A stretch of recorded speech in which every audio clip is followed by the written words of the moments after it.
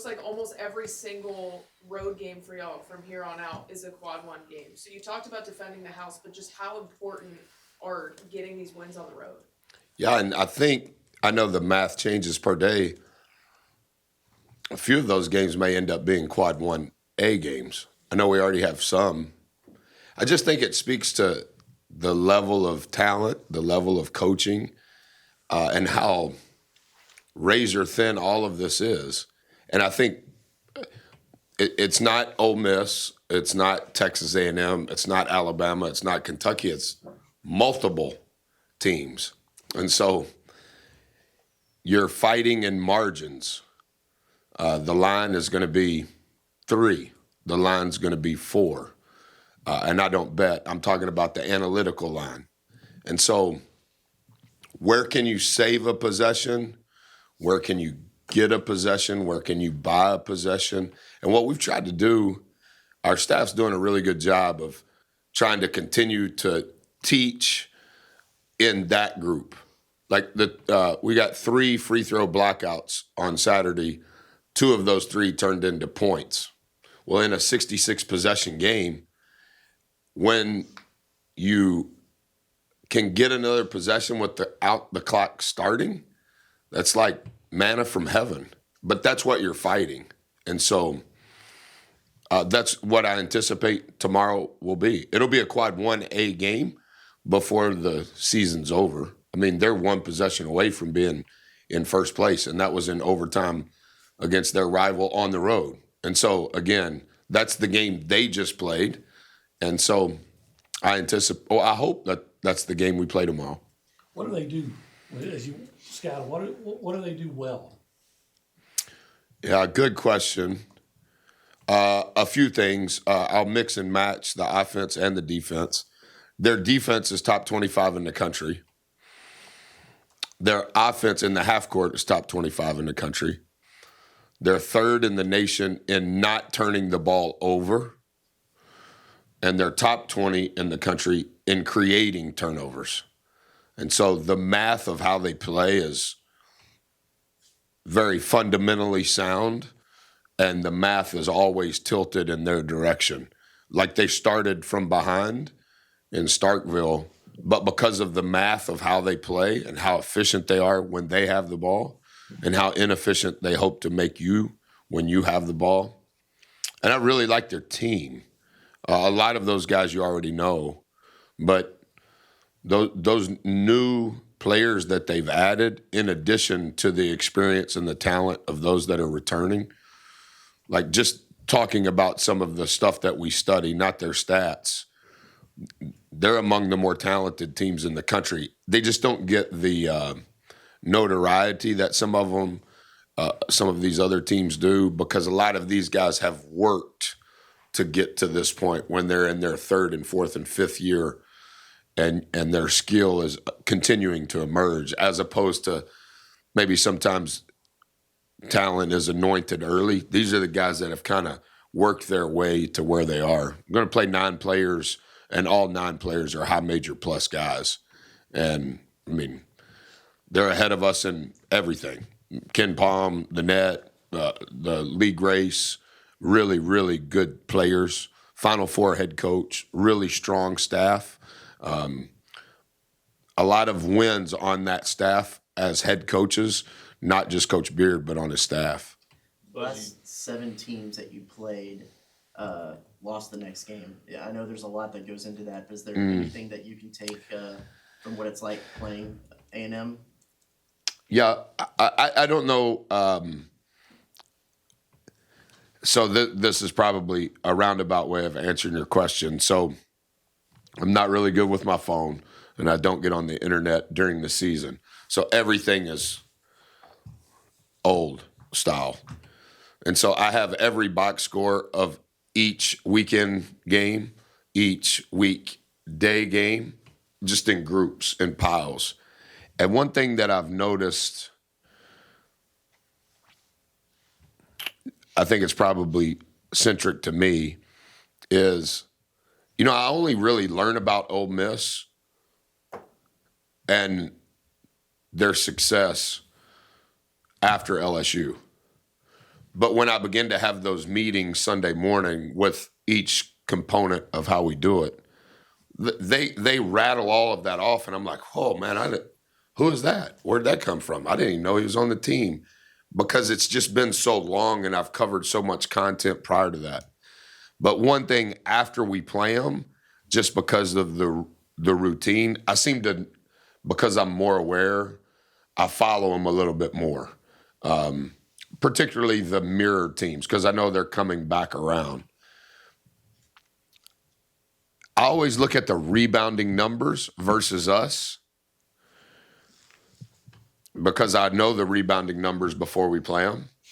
And then I look at the rebounding numbers post us. So Alabama offensive rebounds 51% of their balls in College Station in a quad 1A game. I understand we missed 20 free throws, but they also, every time they missed, every other time they got it back. And then the next game, they have 4 offensive rebounds total. And that was Ole Miss at Tuscaloosa. And I'm like, that's the line. That was the line in our game. That's the line in their game. And so I don't necessarily know, Travis, why they lose after we play them, but that's one of the things that I always study. Like, Alabama just completely demolished us in what we want to try to be above average at. And then Ole Miss goes to Tuscaloosa and just demolishes them at the same level. And I'm like, whew, that doesn't bode well for us in Oxford. But Do you feel like you're playing a more physical brand of basketball this season than maybe? I know it's always been physical, but another level. I would say so, yes, sir. And I don't mean that arrogantly. I think Gochi obviously has a physical presence. And I think most of the time when people use that adjective to describe players, they're typically talking about guys that are 6'6" and taller. I think Jace is very physical. I think Zoo is ultra physical. So I do think that that's kind of part of what we want to be about, and that's part of our roster makeup. Mo is very physical relative to his size. So I think this, and I said this to you as non-conference was unfolding. Hey, look at these games. You're playing this neutral site game, that neutral site game, this road game. Man, that was smart. Yeah, it's smart analytically, but what you can't quantify is the physical wear and tear when you are a physical team. Is that why 4 missed games for the first time in his entire career? That's not what I'm saying. Is that why Zoo has missed games? Is that why Solo? That's not what I'm saying. But if you play like that, you have to practice like that. And if you're playing against however many quad 1s and quad 2 games we've played, okay, the accumulation of that in how you practice, how you travel, and who you're playing against, that's part of the unquantifiable potential downfall, if that makes sense. You talked about the talent that the Rebels have, and a lot of that probably has to do with the experience and how many years they've played collegiately. How much of an advantage in today's age is kind of having that group of guys that have so much playing time under their belt? And maybe your team's similar to in that respect of having experience. It'll be interesting what the answer to that question will be a year from now, because we're in an era that thus far in college athletics has never happened. And so I hate to predict what it's going to be because some rule makers may change it. But there are more 5th year and 6th year players because of the pandemic, because of red shirts, than ever before. So just stereotypically speaking, every team is older, not just in our league, but across the country. That's why high school scholarships are at the lowest that they've ever been in college athletics, specifically basketball. But the roster construction, I think, since Coach Beard has arrived, 4 was there when he got there, 11 was there when they got there. But number 5 has had a significant impact going into his second year. Number 3 is new this year. Number 0 at one point was in the league as a freshman, left. Number 7, new this year, but they're all experienced guys.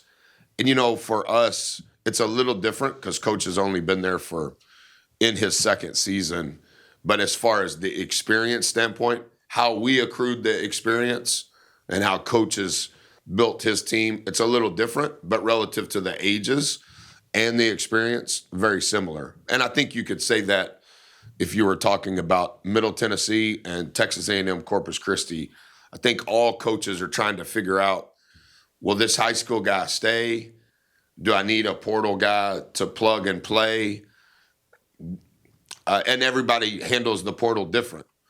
Everybody, for us, when this first started, we wanted to sign the youngest and best.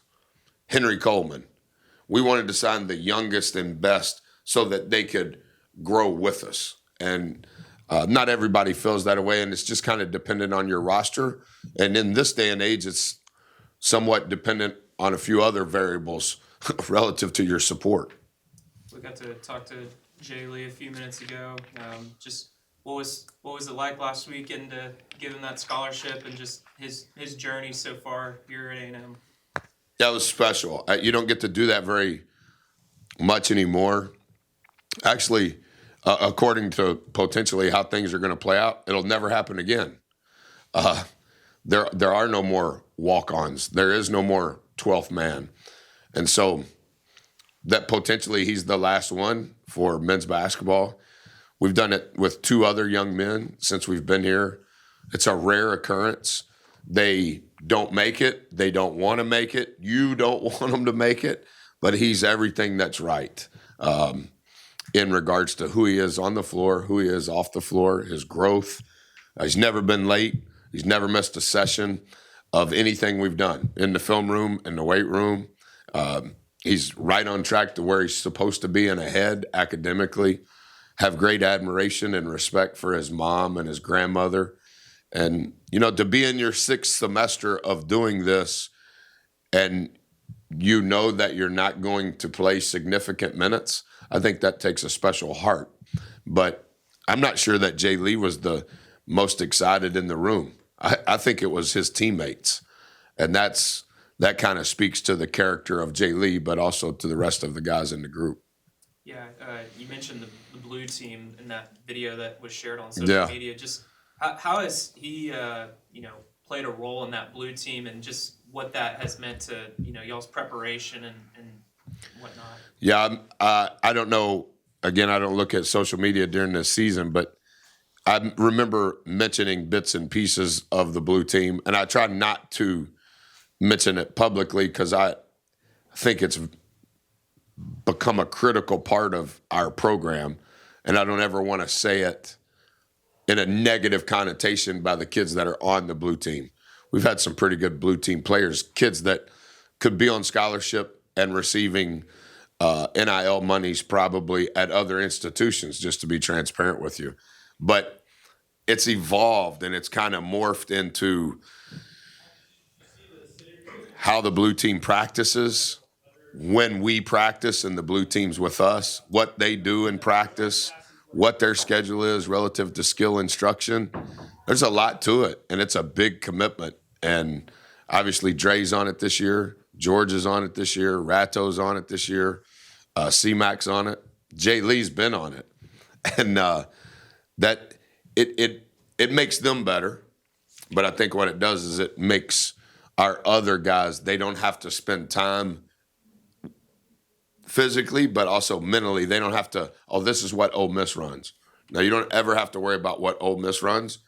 You're going to guard it, and we're going to show it to you in practice, and we're going to show it to you in film the next day, you guarding Ole Miss, and the blue team's running it. And then we're going to show you a clip of Ole Miss running it so you can see yourself guarding it, and the blue team was mimicking Ole Miss. And so our coaching staff's done a really good job of the blue team kind of morphing into a big component of what we do. And how'd the blue team get its name, if you don't mind me asking? It's pretty original. They wear blue pennies, regardless of the team. And this was, this was post-COVID when I had some new staff members. We had a bunch of new players. It was, just to be transparent with you, it was a little bit of my thoughts on his question on there's about to be a very high percentage of good players in high school that don't get scholarship opportunities. And the kids that were SEC level and Big 12 level, they're going to be playing in the Southland. All right, so can we find the right people, the right families, they can transfer and be immediately eligible to come here, redshirt, we'll invest in their game, we'll invest in their body, we'll invest in their brain, we'll help them academically, and after 1 year, then we'll make a decision. And if you want to go somewhere on scholarship, no problem. You didn't lose a year of eligibility.